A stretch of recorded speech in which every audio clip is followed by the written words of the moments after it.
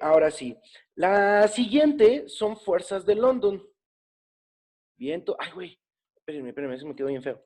Bueno, todo me quedó feo, ¿no? Fuerzas de London. Fuerzas de London. Vale.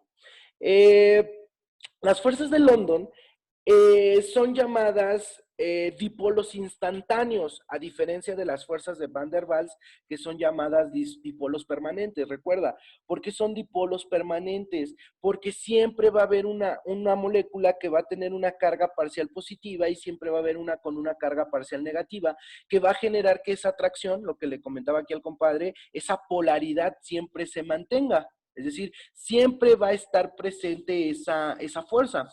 A diferencia de las fuerzas de London, que son llamadas dipolos instantáneos. Dipolos instantáneos. Y ahorita explico por qué. Ay, me faltó la instantáneos. Va. Ay, güey, ya se va a acabar, nomás, se me fue bien rápido. Bien, ¿qué es esto? Mira, prácticamente las fuerzas de Van der Waals se daban en compuestos polares, ¿no? Recuerda, ¿por qué polares? Porque de alguna manera tiene una carga parcial positiva y tiene una carga parcial negativa.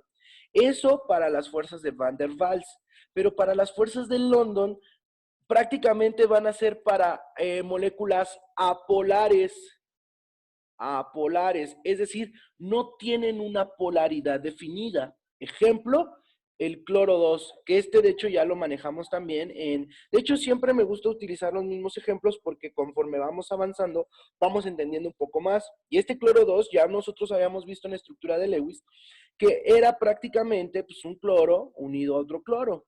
Pero aquí sí quiero que pongas atención. El tipo de enlace que forma el cloro 2 es un covalente, es decir, aquí sí ya mamamos. ¿Por qué? En el sentido de que un cloro tiene una carga parcial negativa y el otro cloro tiene la misma carga parcial negativa. Y dices, a la merga, ¿cómo se va a formar esa polaridad en este tipo de moléculas?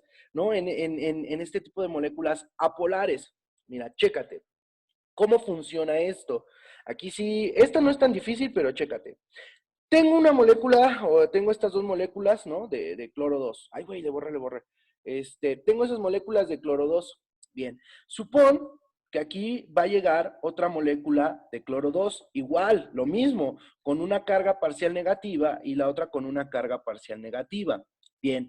Recuerda y quiero ser insistente en esto, porque aquí está la clave de entender esta maldita fuerza. Recuerda, los electrones nunca son estáticos, los electrones siempre se están moviendo o están en constante movimiento. Digo, aquí nosotros de alguna manera intentamos hacer la representación gráfica del electrón, pero el electrón siempre está en constante movimiento. Bien, si ya entendimos eso, que el maldito electrón siempre está en constante movimiento, vamos a entender este pedo. ¿Qué pasa? Cuando tengo una molécula, ¿no? En este caso, tengo dos moléculas que de alguna manera, ¿no? Haz de cuenta que cuando estás en la peda y te presentan a una chica y ahí vas a ligarla, ¿no? Te vas acercando como poco a poco, ¿no? A la otra molécula. Bien. ¿Qué es lo que pasa? Chécate, cuando de alguna manera una molécula se acerca o se va acercando a la otra molécula, ¿qué dijimos? Cargas iguales se van a repeler. Es decir, cuando esta carga parcial negativa se empiece a acercar a esta carga parcial negativa, a esta que está acá, ¿qué es lo que le va a hacer? La va a aventar, ¿no? Lo que decía por ahí Ricardo, que esta es una de repulsión. Pero ojo, eso que le va a hacer, eso que hace de que avienta esta molécula o avienta la carga, ¿qué es lo que va a originar o qué es lo que va a pasar? Que los electrones de alguna manera se carguen hacia el otro lado. Entonces, me va a dar una carga parcial negativa y como los electrones han sido empujados hacia el otro lado, vamos a tener una carga parcial positiva. Por eso se dice que es instantánea. No es que se mantenga, solamente es mientras se da esta fuerza de repulsión y ahora sí se va a formar el dipolo, pero por eso se llama un dipolo instantáneo. ¿vale?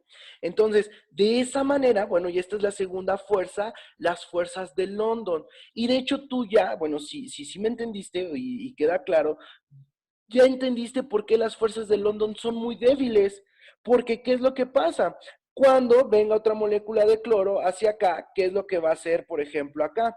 ¿No? ¿Qué es lo que le va a hacer? Igual, va a generar esa repulsión hacia allá, ¿no? Y ahora, ¿qué es lo que va a hacer? Va a aventar los electrones hacia el otro lado, ¿no? ¿Y qué le va a hacer aquí? Pues va a mantener la carga parcial negativa, rompiendo este dipolo, pero se va a formar otro dipolo del otro lado. Entonces, esta fuerza de London es muy cagada, ¿no? En el sentido de que, como es instantánea, es muy débil. De hecho, es de las fuerzas intermoleculares más débiles que existen, ¿va? Y por eso se conocen como dipolos instantáneos, ¿bien?